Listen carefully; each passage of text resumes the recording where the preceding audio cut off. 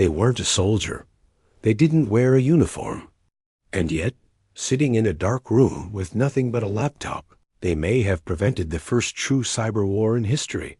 One keystroke away from total chaos. Power grids, banks, and communication. Lines collapsing across two nations. The clock was ticking. The governments didn't even know who they were. But the hacker knew one thing. If they failed, the world would wake up to a disaster it couldn't undo. Do you think one person can? Really stop a war? Tell me in the comments before you hear what happened next. It started with a ping, not the kind you get on your phone, but the hollow, clinical beep of a secure terminal receiving an unexpected inbound connection. The clock on the wall read 2:37 a.m., and in the cramped apartment above a shuttered cafe. In Bucharest, a 29-year-old cybersecurity consultant named Alex Marin froze. Alex had been a ghost in the digital world for years, running penetration tests for banks by day, selling obscure firewall patches to government contractors by night. But this was different. The inbound connection wasn't coming from any known server. It wasn't even using a commercial ISP. It was tunneling in from a military-grade satellite network. And it wasn't asking for access politely. It was brute forcing. An entry.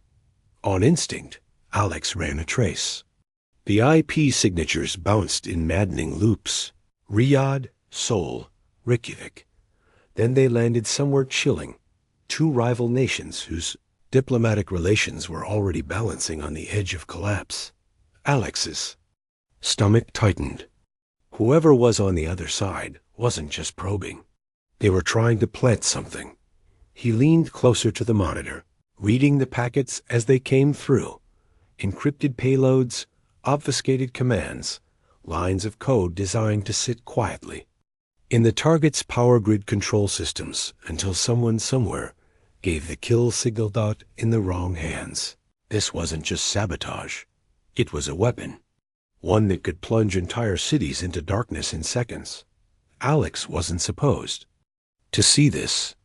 If he followed protocol, he'd close the window, log the incident, and pass it up the chain. But something about the code felt wrong. Too clean, too quiet. He recognized the style, a signature in the way the loops closed, the variables were named. He had seen it once before, on an obscure forum, buried inside a post that had vanished within hours. The handle that had posted it was unforgettable. Hollerooot. Hollerooot wasn't a government. They weren't even a formal hacker collective. They were a ghost story in the cybersecurity world. A single operator capable of slipping into systems without triggering alarms. Some said they were ex-intelligence. Others claimed they were just a bored genius who enjoyed playing with matches in a room full of gasoline.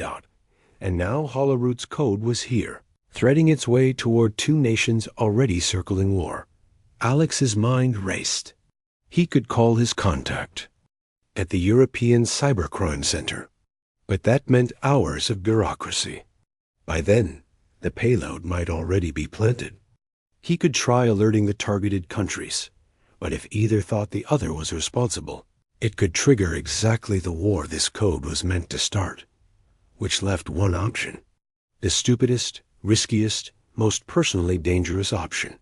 He could intercept the code mid-transfer. It meant going toe-to-toe with Holleroot in real time, fighting them inside the network, packet by packet, without tripping alarms that would make them pull the plug and vanish. If Alex lost, the intruder wouldn't just know his system. They'd know him.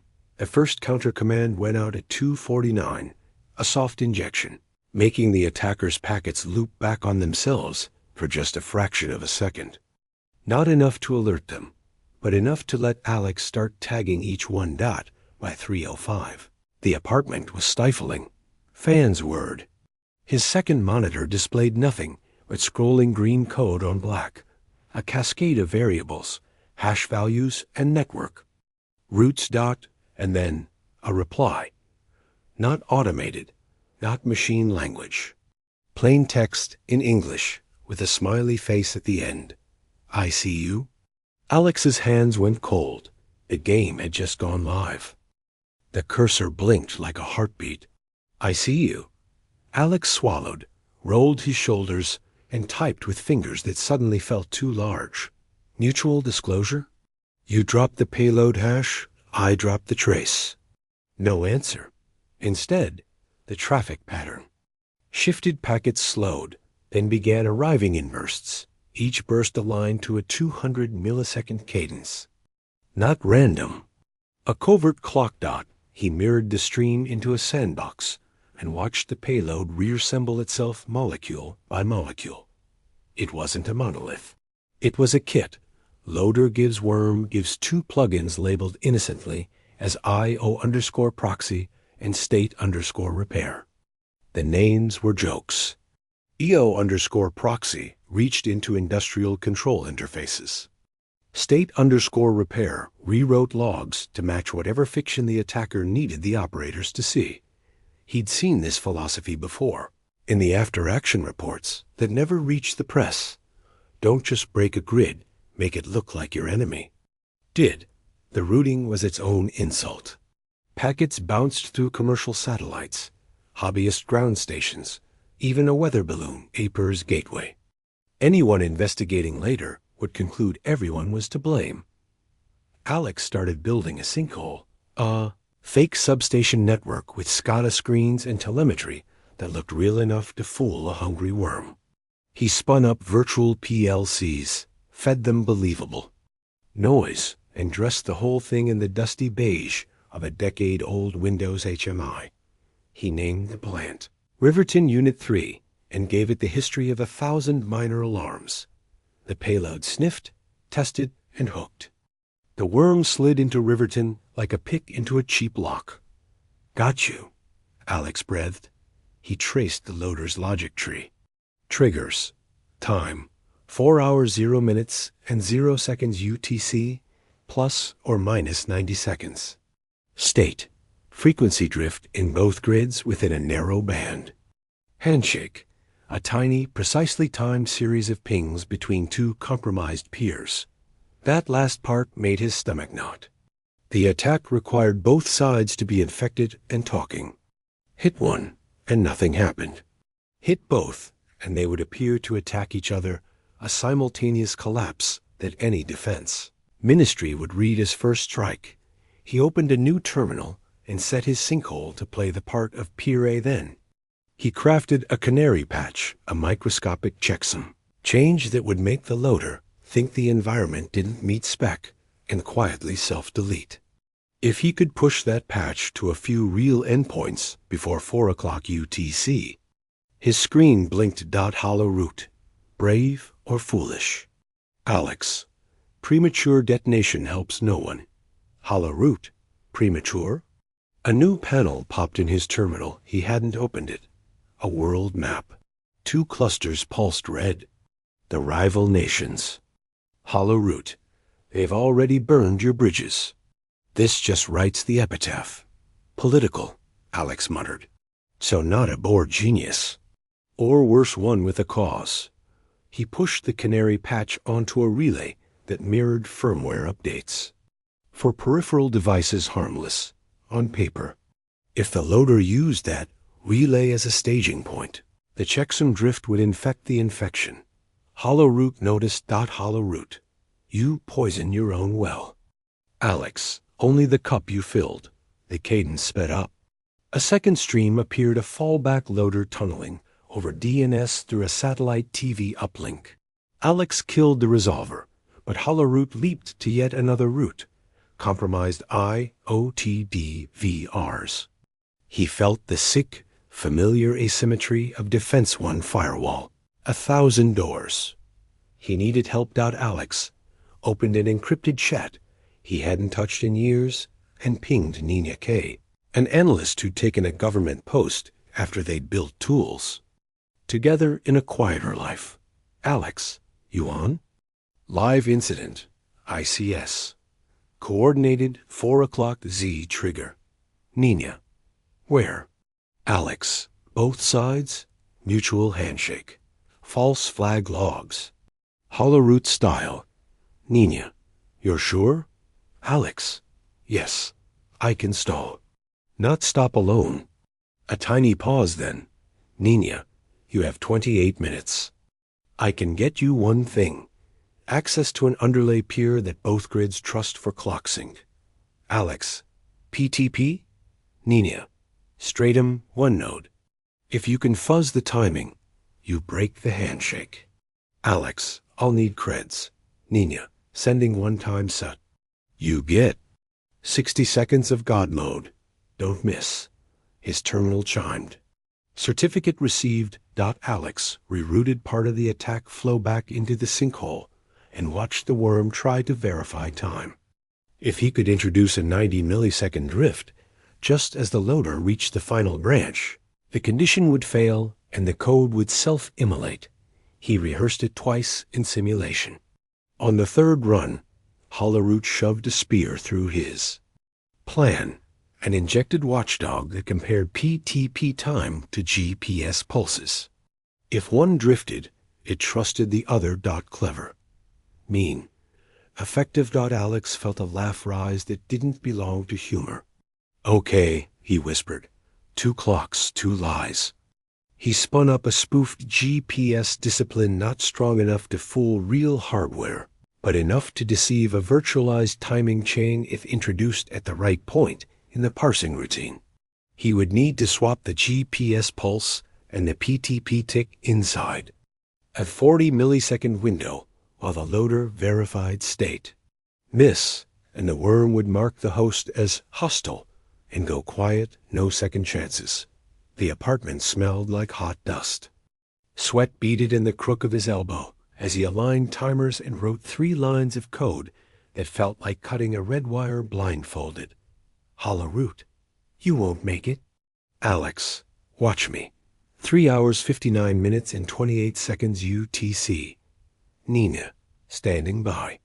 Sut goes live at call on 30. He opened 2 panes. Left, the sinkhole's fake substation. Right, a real-world relay from one of the target grids he could lawfully touch via Nina's temporary Sut. He didn't need to alter production systems, just their perception of time for half a second. 3 hours, 59 minutes, and 30 seconds. Sut live. He injected the drift on PTP. 3 hours, 59 minutes, and 31 seconds. Hollowroot's watchdog flipped to GPS. 3 hours, 59 minutes, 31 seconds, and 40 milliseconds. Alex swapped the spoofed pulse. 3 hours, 59 minutes, 31 seconds, and 80 milliseconds. The loader, HICUPED.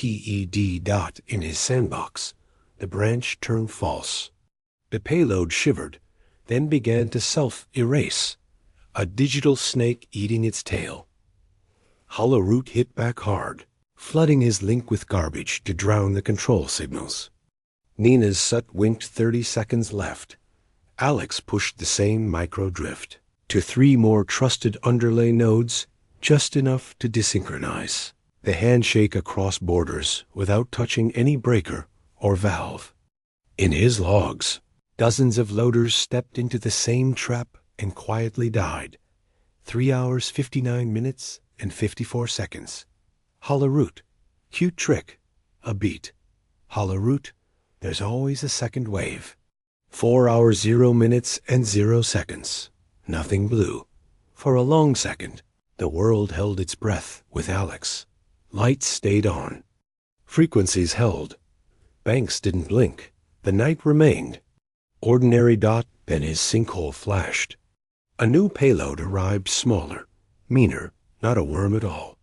A message, binary scrolled and resolved into plain text. Countermeasure detected. Switching to human channel. Alex's webcam light flicked on by itself. He yanked the cable, heart spiking. His speakers clicked, and a calm, almost amused voice filled the room. Nice save, Alex. Now let's see what you do when the grid isn't the target. By the time Alex thought they'd contained the breach, the monitors told a different story. The malicious traffic had stopped for less than 20 minutes, before new activity flared up, this time from an entirely different part of the world. The IP addresses traced back to compromised satellites, relaying signals through civilian internet nodes. Whoever was behind this wasn't just good. They were operating on a level Alex had only read about in classified white papers. The phone buzzed again. It was only the second time Director Morgan had called directly. "Status?" she asked, no preamble. "It's back. Different vector, same payload signature," Alex replied, typing furiously to open a fresh monitoring dashboard. "Meaning?" "Meaning this isn't a lone attacker. This is an orchestrated, multi-node offensive. And they're learning from my countermeasures in real time. The stakes were higher now. This wasn't about blocking an attack. It was about outthinking an opponent who could adapt in seconds. Alex pulled up the payload patterns from the first wave and overlaid them with the new packets. There was a subtle shift. The malware now disguised itself as encrypted video conference traffic, making it invisible to most automated firewalls. Clever and dangerous. The first indicator that the second wave was working came not from the military grid, but from the civilian side. Reports started trickling in. Banking systems timing out, hospital networks lagging, air traffic control in one small European country briefly switching to manual coordination. It wasn't catastrophic yet, but the gap between yet and now was shrinking. Alex's fingers danced over the keyboard, deploying a counter-protocol known internally as Glasshouse. It was designed to make intrusions believe they'd reached their target, feeding them meticulously crafted fake data while rerouting their connection into an isolated sandbox. If it worked, it would buy precious minutes, maybe hours of breathing room. But then the screens went black. Not the network, not the OS, the screens. A soft, mocking text scrolled across every display in green letters. "You think you can hide?" It was the first time the attackers had communicated directly. Alex's stomach tightened. This wasn't automated. This was personal. Without breaking eye contact with the code, Alex muttered into the headset, "Morgan, they know we're here." "Stay on task," Morgan's voice replied, sharp. "And remember, they can't win unless you let them." The counter-protocol finally engaged. But there was an unexpected hitch. The malware began feeding false signals into the Glasshouse, sending it into recursive loops that strained the servers. They were trying to overload the sandbox until it failed completely. Alex made the split-second decision to escalate. They rerouted part of the defense grid to a private cluster they'd built years ago, off books and unregistered, a paranoid habit that now felt like foresight. Slowly, the server load evened out. The attack traffic kept flowing, but it was now all being funneled into a trap Alex controlled entirely. For 30 minutes, it seemed the tide was turning. Then came the new ping. Different IP, different signature. A third wave was preparing to launch, and this one was pointed at something Alex hadn't expected. The water treatment infrastructure of an entire city. It wasn't just about crashing systems anymore. It was about hurting people. Alex leaned back, heart pounding, staring at the red warning banner on the monitor. They knew in that moment, stopping the second wave had only guaranteed a third, and the next move would decide everything. The alert banner blinked like a metronome. Target: municipal water chemical dosing systems. Alex felt the floor tilt. Power grids meant blackouts. Hospitals meant chaos. But water? That was immediate, human, unforgivable. He pulled the OT. Operational. Technology. Playbooks he'd written for clients' chlorination loops. pH control, turbidity sensors. Dosing pumps driven by cheap PLCs that vendors swore were air-gapped until someone needed remote support. The attackers were threading in through a vendor VPN left open temporarily 3 years ago. Nina pinged We can lawfully intervene if there's risk to life. I can authorize one-time access to the city's water SCADA jump host for 90 seconds. After that, lawyers wake up. Make it 45, Alex typed. If I'm still in at 60, pull the plug. He opened a split view. Left pane, the vendor tunnel. Right pane, a digital twin he spun up from a past audit. The same model of dosing rig. Same firmware. Same signatures. He baited the connection. By replaying the plant's last 24 hours of telemetry valve ticks, flow rates, chlorine demand curves. If the attackers bit, they'd believe they were steering the real thing. The cursor flashed. A process connected. Then another. The payload. Unpacked, gentle as snowfall.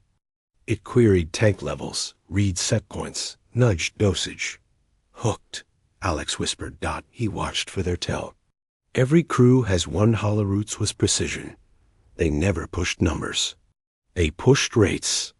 0.5% drift per minute, invisible. In the noise, deadly after an hour. He needed to amputate their hand without them feeling the cut. Step 1. Shadow loop. He cloned the dosing PLC into a sidecar process. Fed it identical inputs and told the HMI, operator screen, to display the sidecar's values while the real PLC listened only to his commands. To the attackers, everything would look responsive, obeying their nudges. In reality, the pumps idled at safe baseline, and a physical float switch lockout still wired to the old panel sat, ready if software failed.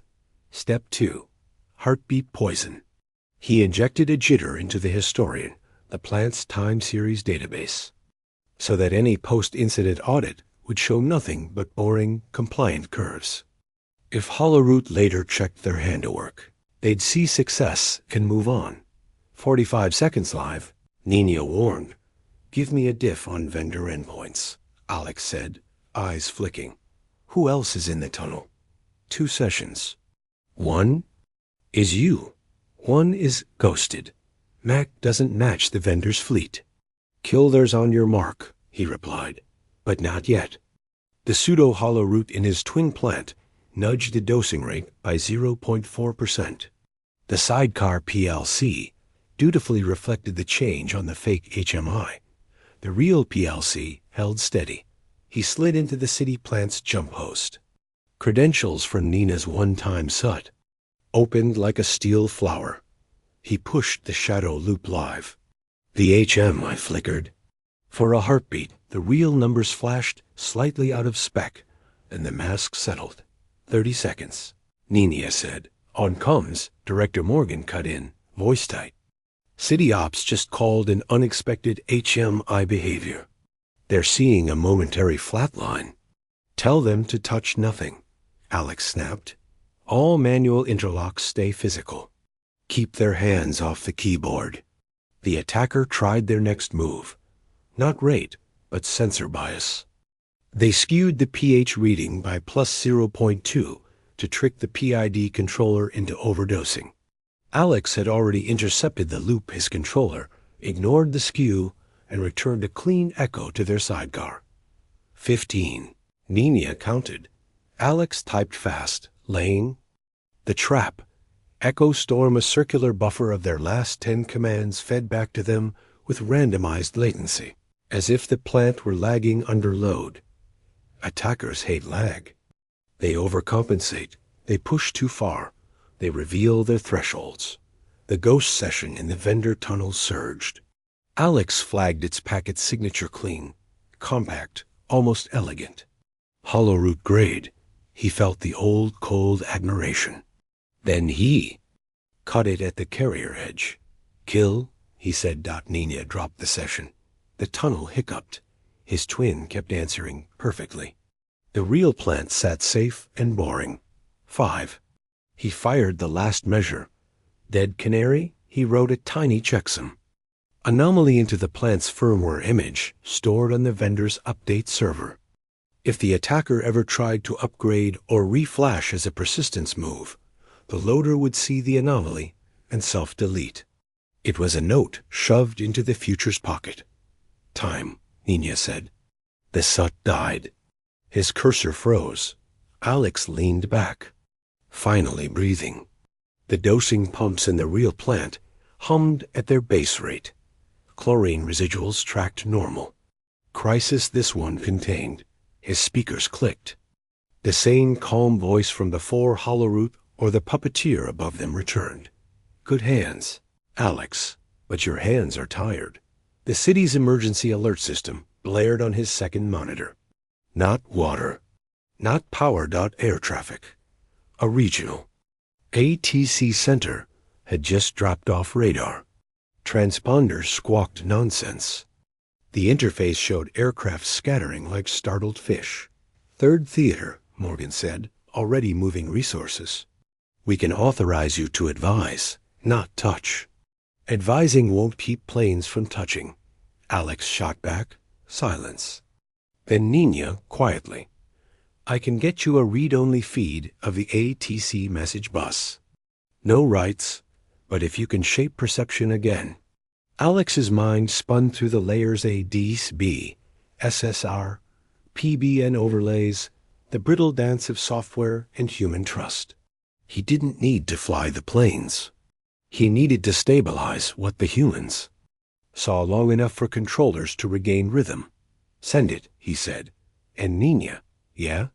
If they switch to the human channel again, I want them to hear me. Ethan knew the servers were clean, for now. But a cyber war wasn't just fought in code. It thrived in the minds of the people pulling the strings.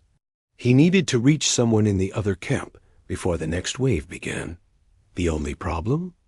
Every official line was monitored, every encrypted channel flagged. So he took the one path no AI or firewall could predict: human delivery.